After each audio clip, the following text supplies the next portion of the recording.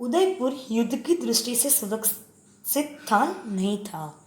महाराणा प्रताप को पता चल गया था कि अगर हमको युद्ध ही करना है तो हमारे लिए यह उदयपुर ठीक स्थान नहीं है। अतः राणा ने कोमलमीर को ही अपनी राजधानी बना लिया। अंत में राणा ने कोमलमीर को ही अपनी राजधानी स्वीकार कर ली। अकबर ने जब राणा का उत्तर सुना तो उसने जयपुर के राजा मान सिंह को राणा को मनाने के लिए भेजा। अकबर को जब यह समाचार मिले कि उत्तर मिला, तब उसने जयपुर के जो राजा थे मान सिंह, उसको राणा को मनाने के लिए भेज दिया। राणा ने मान सिंह का सत्कार स्वयं न करके अपने पुत्र अमर सिंह को भेज दिया। राणा ने मान सिंह का सत्कार यानी कि आवकार खुद न किया और उसके पुत्र को भेज दिया। उसको मान सिंह ने अपना अपमान समझा और राणा को बुरा भला कहकर चला गया। महाराणा प्रताप ने जब ऐसा किया तो मान सिंह को ये अपना अपमान लगा और उसने महाराणा प्रताप को बुरा भला बोला और वहाँ से चला गया। मान सिंह ने आगरा में जाकर अकबर के कान भरे। मान सिंह ने वापिस अकबर के पास जाकर उसके कान भरे, यानी कि उसको बुरा भला बोला। उसके कहने से राणा प्रताप के विरुद्ध युद्ध की तैयारियां होने लगी।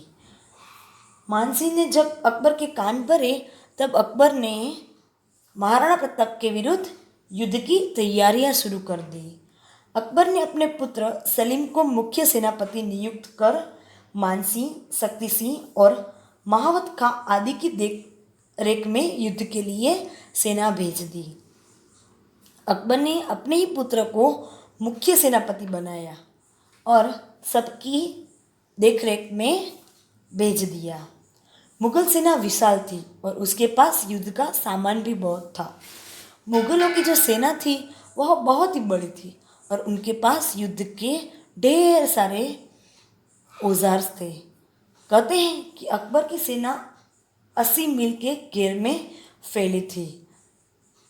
राणा और उसकी सेना उसके घेरे में घिरी हुई थी।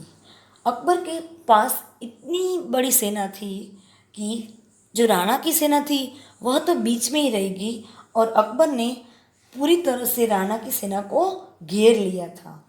कोई रास्ता ऐसा न था जहां अकबर के सैनिक न हो। कोई भी ऐसी जगह नहीं थी जहां अकबर के सैनिक न हो। केवल हल्दी घाटी ही ऐसा स्थान था जहां राणा की सेना को निकलने का रास्ता मिल सकता है। एक ही ऐसा रास्ता था हल्दी घाटी का जहां से राणा अपनी सेना को बाहर निकाल सके। राणा के पास केवल 22,000 सेना थी। राणा के पास केवल 22,000 ही लोग थे। इनमें से 10,000 भील थे जो खुले मैदान में लड़ने को तैयार न थे। भील एक जाति है और ऐसे उनके पास 10,000 लोग थे जो खुले मैदान में लड़ने को तैयार नहीं थे। केवल 12,000 सेना से ही उसे अकबर की विशाल सेना के साथ युद्ध करना पड़ा। 12,000 लोगों को साथ में रखकर उसने अकबर की इतनी विशाल सेना के साथ युद्ध करना पड़ा। राजपूतों ने बड़ी वीरता से युद्ध किया और हल्दी घाटी को बचाते रहे। राजपूत थे जो उन्होंने बड़ी अच्छाई से युद्ध करते रहे और अपनी हल्दी घाटी को बचाते रहे। राणा जातिद्रोही और देशद्रोही मान सिंह के खून के प्यासे थे। महाराणा प्रताप थे जो वह मान सिंह जो जातिद्रोही करता था और देशद्रोही था, उसके खून के प्यासे थे। वे उसे ढूंढने के लिए राजपूतों को लेकर शत्रु सेना में घुस गए। वह मान सिंह को ढूंढने के लिए अपने साथी मित्रों को लेकर जो दुश्मनों की सेना थी उसमें घुस गए। राणा का घोड़ा चेतक दौड़ता हुआ शाहजादे सलीम की ओर बढ़ा। महाराणा प्रताप का जो घोड़ा था चेतक, वह दौड़ता दौड़ता शाहजादे सलीम की ओर बढ़ा। राणा की तलवार से सलीम के हाथी की सूंड कट गई। महाराणा प्रताप जब युद्ध कर रहे थे तब उसकी तलवार से उसने शाहजादे सलीम के हाथी की सूंड को काट दिया। राणा के घोड़े चेतक ने हाथी पर अपने पैर रख दिए और जो उनका महान घोड़ा था उसने अपने पैर हाथी के पर रख दिए। राणा प्रताप ने भाला मारा जो हाथी के हौदे पर लगा।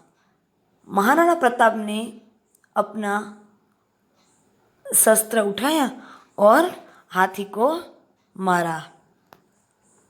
हाथी भाग गया और सलीम मरते मरते बचा। हाथी तो भाग गया और सलीम अपनी जान बचाकर भागा। राणा प्रताप के शरीर पर कई घाव लग चुके थे। उनका शरीर खून से लथपथ था। लड़ाई करते समय महाराणा प्रताप को कई सारे घाव लगे थे और उनका शरीर पूरा खून से लथपथ हो गया था, खून से भर गया था। शत्रु के घेरे में गिरे हुए वे अपना जौहर दिखा रहे थे मगर उनकी जान खतरे में थी। शत्रु के बीच खड़े थे तब भी वह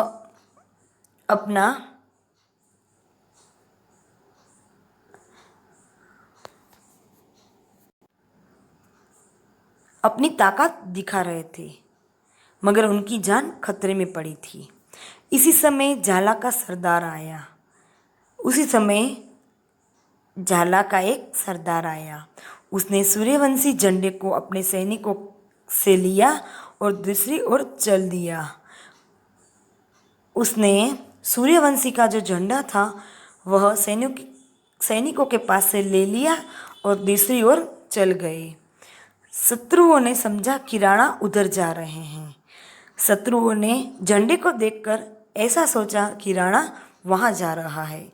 वे झंडे के पीछे हो लिए। वह भी झंडे के पीछे पीछे चले गए।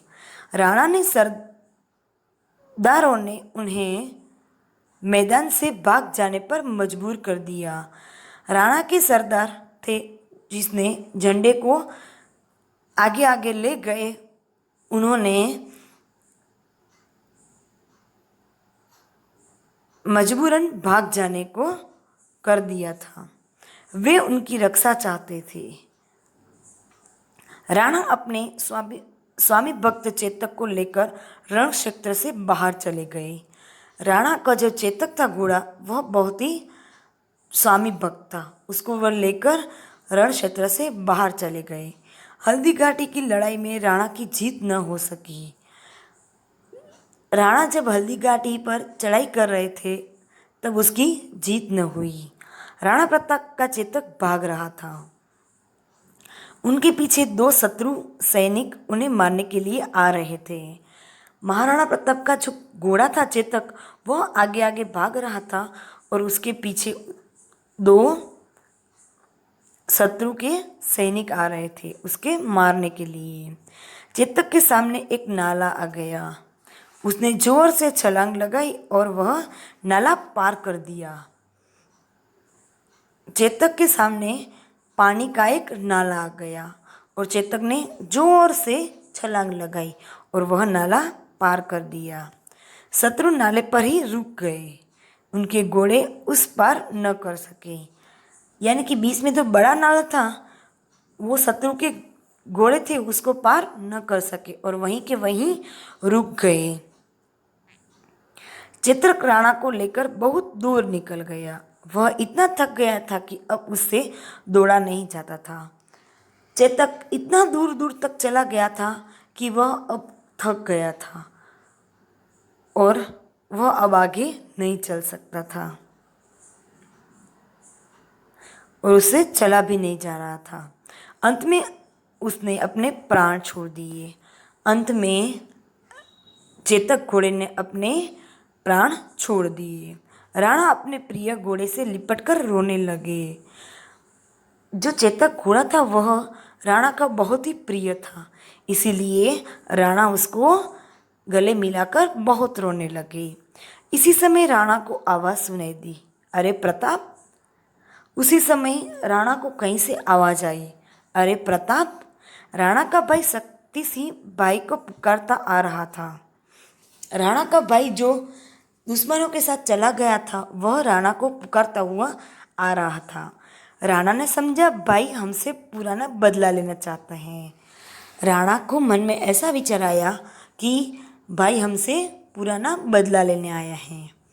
वे युद्ध के लिए तैयार हो गए। शक्ति सिंह ने हथियार अलग रख दिए और बोला, राणा युद्ध के लिए तैयार हो चुके और उसने शक्ति सिंह ने अपना हथियार अलग रख दिया और बोला, भाई मैं तुम्हें मारने नहीं आया हूँ। शक्ति सिंह ने महाराणा प्रताप को बोला, भाई मैं तुम्हें मारने नहीं आया हूँ, तुमसे क्षमा मांगने आया हूँ, तुमसे मैं माफ़ी मांगने आया हूँ। मैंने देश रक्षा की प्रतिज्ञा करते भी देशद्रोह किया है। मैंने आपसे देश प्रेमी और देश रक्षा की प्रतिज्ञा की थी और अब मैंने देशद्रोह किया है। मैंने देशद्रोह करके अकबर से मिला, परंतु मैंने तुम्हारे पीछे भागने वाले मुगल सैनिकों को मारकर उसका प्रायश्चित कर लिया है। तुम्हारे पीछे जो मुगल सैनिक आ रहे थे तुमको मारने, उसको मैंने मार दिया है और अपने अपराध का स्वयं ही दंड लेना है। यह कहकर शक्ति सिंह राणा के चरणों पर गिर पड़ा। यह सब बात बोलकर शक्ति सिंह राणा के पैरों पर आकर गिर पड़ा। राणा ने उसे उठाकर छाती से लगा लिया। राणा ने अपने भाई को उठाकर गले से लगा लिया। राणा ने जो प्रतिज्ञा की थी उसे जीवन भर निभाया। राणा ने जो प्रतिज्ञा की थी उसे उसने जीवन भर निभाया। राणा स्वतंत्रता के मतवाले और सच्चे देशभक्त थे। महाराणा प्रताप स्वतंत्रता के मतवाले थे और सच्चे देशभक्त थे। क्या राणा के तपस्वी जीवन से हम भी कुछ सीख सकेंगे? क्या महाराणा प्रताप के इतने अच्छे जीवन में से हम कुछ सीख सकेंगे?